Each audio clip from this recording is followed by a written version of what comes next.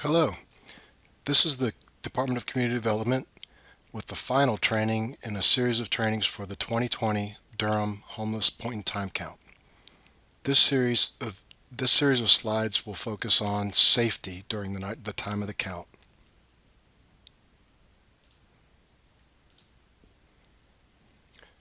We do not anticipate anyone being in any kind of dangerous situation during the pit count.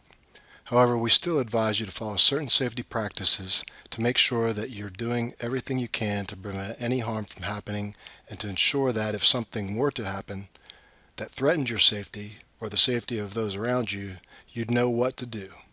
Let's start by talking about your safety as a volunteer, and then we'll talk about the safety of the people you'll be interviewing.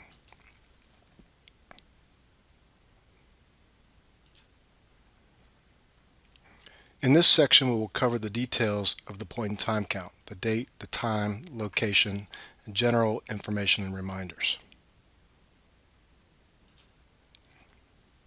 The count will begin on Wednesday, January 29th, 2020.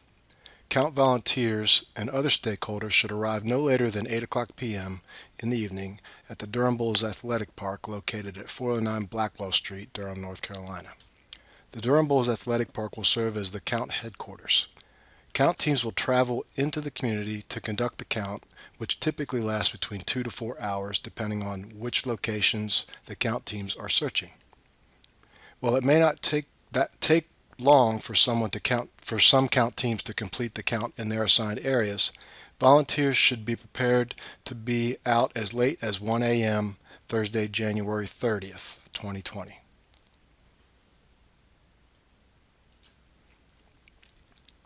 Please arrive at the Durham Bulls Athletic Park between 7 and 7:45 so we have time to get you checked in, connected to your assigned team, and so we have time to answer questions and complete final preparations. Our goal is to dismiss teams to begin the count by 9 p.m. Parking is available in the lot located at the corner of Jackie Robinson Drive and Blackwell Street, adjacent to the American Tobacco campus. There may also be street parking available since the time of the count will be in the evening. After parking, volunteers should walk to the main entrance of the Durham Bulls Athletic Park and look for the administration entrance on the left or third base side of the park.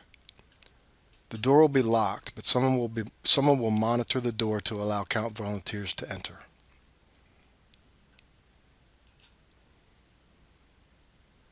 Upon entry into the facility, take the elevator to the third floor Triangle Club. Once you arrive on the third floor, go to the sign-in table where you will receive further instructions about count logistics and team assignment. Find your assigned team lead where you will learn about the locations your team will canvass. Once your count team finishes canvassing all assigned areas, all members of the count team should return to the Durham Bulls Athletic Park and sign out.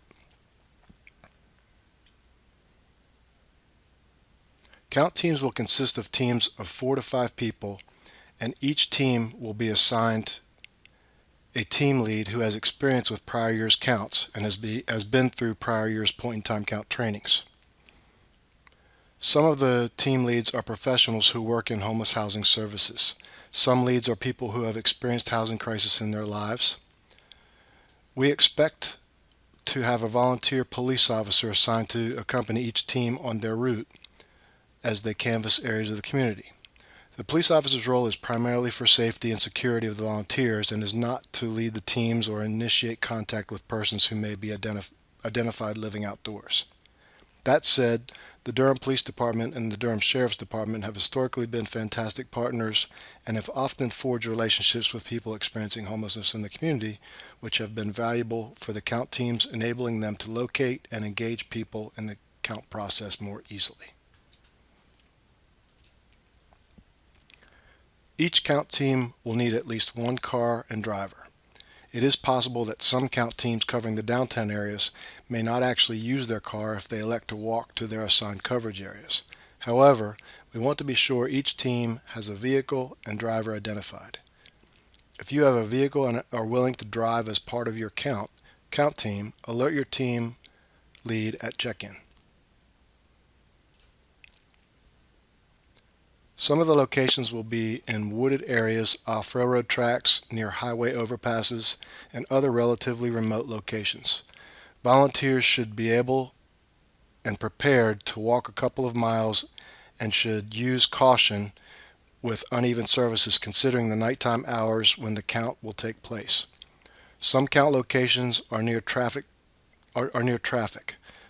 Volunteers should use caution when near highways or streets. With encampments near railroad tracks, volunteers should use caution and be aware of oncoming trains which could be moving at high speeds. Once you have engaged someone and they indicate willingness to complete the survey, the two-person approach works well. One person can stay engaged with the person, maintain eye contact, and hold a flashlight, while the other person can administer the mobile app survey. If people are sitting or lying down, volunteers should bend or squat down to their level to administer the survey, as opposed to standing over them or asking them to stand up. Volunteers should dress in casual and comfortable attire. Please be sure to dress for the weather. Bring your phone identification, a flashlight if you have one, and water and snacks if you wish. While it is not required, a whistle is good to have in the off chance you become injured, lost, or in some kind of danger during the count. Nothing like this has ever occurred in previous counts, but it would be good to have just in case. For safety purposes, count organizers will provide everyone with a reflective vest to be worn while you and your count team travel into the community to conduct the count. In order to ensure the safety of volunteers, it is important to remain with your count team at all times. Do not divide your count team to cover different areas of your assigned location. Do not enter any areas where you do not feel safe. If any area has steep hills or other surface features that you do not feel you can safely walk over, either find another path that is safer or do not enter that site. Volunteers should adhere to police escort guidance and instructions as it relates to safety at all times.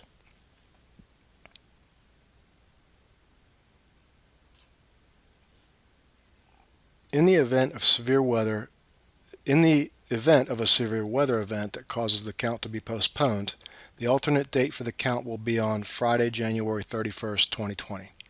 You will receive an email by 12 noon on January 29th if the count is being postponed due to a severe weather event. So if there is any question about weather postponement, check your email.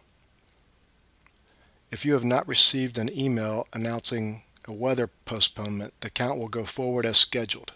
If there is a postponement, count volunteers and other stakeholders should arrive at 8 p.m. on January 31st at the Community Development Department at 516 Rigsby Avenue in Durham. This concludes the fifth and final video for the 2020 Durham Point-in-Time Count training. Thank you.